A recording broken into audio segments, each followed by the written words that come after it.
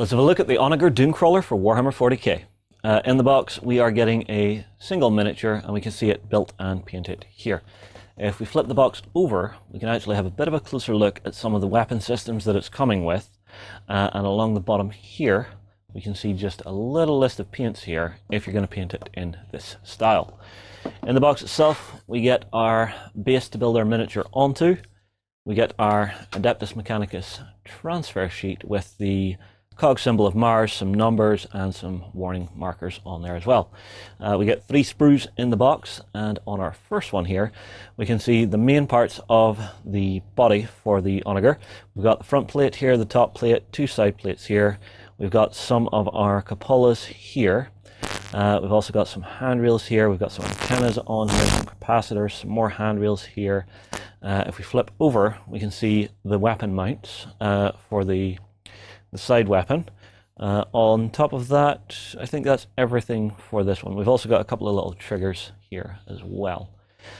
Into our next sprue, we can see the lower hull where it's going to connect into the legs. We've got a crew member up around here who you can have up on a pintle mount. If I flip over here, we can see some of the weapon options that you have here and here. We have another weapon mount here. We've got some more hull plating here. We've also got what could be a pintle mounted weapon here, and we've also got some extra weaponry here as well. We also have some gun shields on here, and we have a side mounted sort of pod weapon system here too. We've also got all of the piping you're going to want to put on and around it just to make it look cool. And then on our final sprue, we have the leg assembly. So we've got the armor plates for the upper legs. We've got the front armor plates for the lower legs. Some more weapon components here. We've got the main waist. We've got our 4 legs here, a couple of extra leg components here. We've got some handlebars or roll caging, perhaps some pistons that are to go onto the legs here.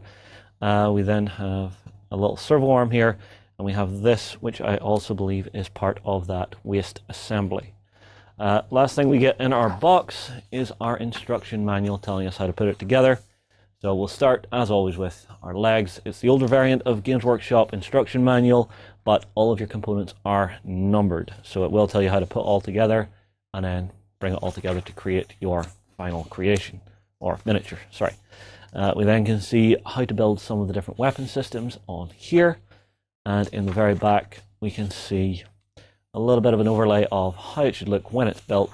And then we get onto our data sheet, which has our main stat line, how the vehicle reacts whenever it's taking damage, weapon profiles here. We've got our war gear options down here, and we have our abilities down here.